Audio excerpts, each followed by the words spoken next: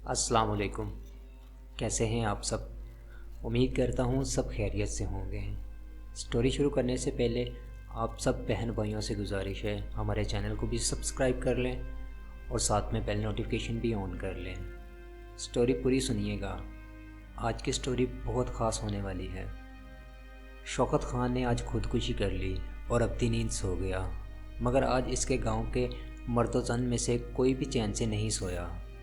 हर किसी की ज़ुबान पे एक सवाल था, इतना मुत्की और परहेज़गार शख्स कैसे हराम मौत चुन सकता है। इसकी कैंसर की मरीज़ बेटी ने इसके सोएं कुल वाले दिन ख़वातीन की महफ़िल में इस सवाल का जवाब दिया था। इसकी बेटी का नाम अतिया ख़ान था। वो कैंसर की मरीज़ा थी। कैंसर चौथी स्टेज पे था। डॉक्टर ने लाइलाज करार दे के अस्पताल में रखने से मना कर दिया था और घर में वो मौत की मुंतज़र थी, मगर इससे पहले इज़राइल इसके वालिद साहब की रूह कब्ज़ करके ले गया। अतिया ने वालिद साहब की ख़ुदकुशी के मुतल्लिक़ बात करते हुए बताया कि वो अपने बहन भाइयों में सबसे बड़े थे। उनसे छोटा एक भाई और 2 बहनें थीं। इनके वालिद साहब यानी मेरे दादा बीमार होकर बिस्तर से जा लगे और फिर कभी ना उठ सके, तो मेरी दादी ने बच्चों की परवरिश के लिए कामकाज करना शुरू कर दिया। मगर मेरे वालिद साहब की गैरत ने गवारा ना किया कि इनकी माँ कमा के लाए और वो खाएं। लिहाजा इन्होंने तालीम को खैर आबाद कहा और मेहनत मजदूरी शुरू कर दी। मुझे याद है मेरे वालिद साहब ने 16-16 घंटे काम किया है। वो दिन को अपना ज़िम्मेदारा करते, शाम को करीबी मिल में चले जाते और 8 घंटे वहाँ मजदूरी करते। यूँ इनकी डबल आमदनी से घर के अखराजात और बहन भाइयों की तालीम के बाद भी बचत हो जाती थी। वो इस बचत से हर साल कोई ना कोई छोटा बड़ा जानवर ख़रीद के रख लेते थे, क्योंकि इनको पता था जब बहन भाई जवान होकर बड़ी क्लासेस में पहुंचेंगे तो घर के अखराजात के अलावा तालीम के अखराजात भी बढ़ जाएंगे।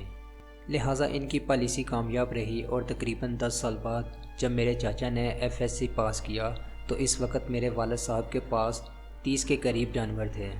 जानवरों के दूध की आमदन, वालिद साहब की मिल की आमदनी, ज़मींदारी की तरफ से आने वाली आमदन की वजह से मेरे चाचा ने मैकेनिकल इंजीनियर के लिए प्राइवेट तौर पे UAT लाहौर में दाखिला ले लिया।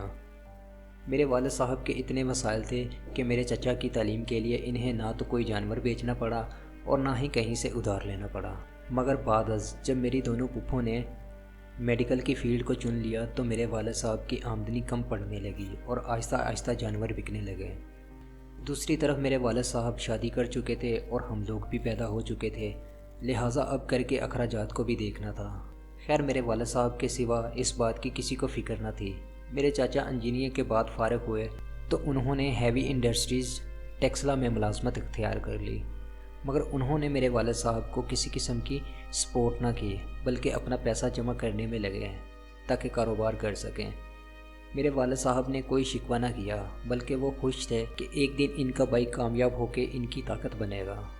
दूसरी तरफ मेरी दोनों पुप्पों के डॉक्टर बनने तक हमारे तकरीबन सारे जानवर बिक चुके थे, बस अब घर और ज़मीन बाकी थे।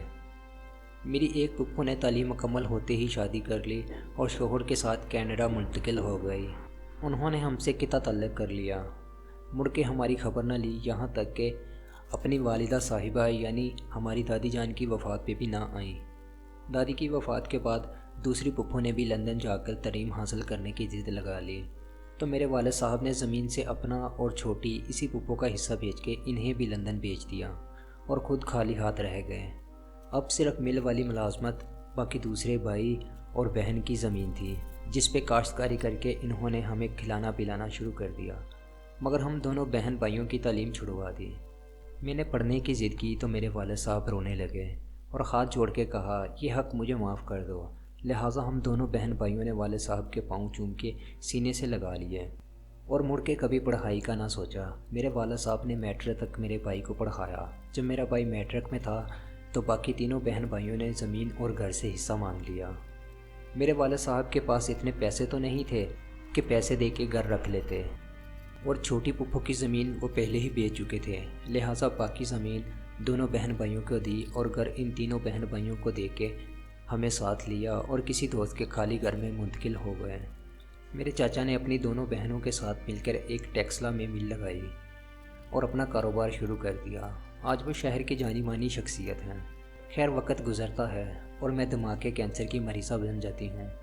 दूसरी तरफ एक हादसे की वजह से मेरे वालिद साहब का हाथ कट जाता है और मिल वाले इन्हें फारग कर देते हैं। जब घर में फाकों की नौबत आती है तो कुछ दिन पहले मेरे वालिद साहब अपने भाई की मिल में काम लेने की खातिर जाते हैं, जहां इनके छोटे भाई और भाभी दफ्तर में बैठे होते हैं। मेरे वालिद साहब अपने भाई के सामने अपना मुद्दा बयान करते हैं, जिस पे मेरे चाचा कहते हैं, मैं मिल के बैरूनी मामला देखता हूँ, अंदरूनी मामला तो तुम्हारी भाभी देखती है, इनसे मिल लो।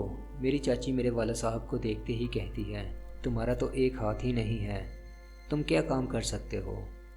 हम बिना काम के तनख्वाह देने लगे तो ये कारखाना 2 दिन भी ना चलेगा।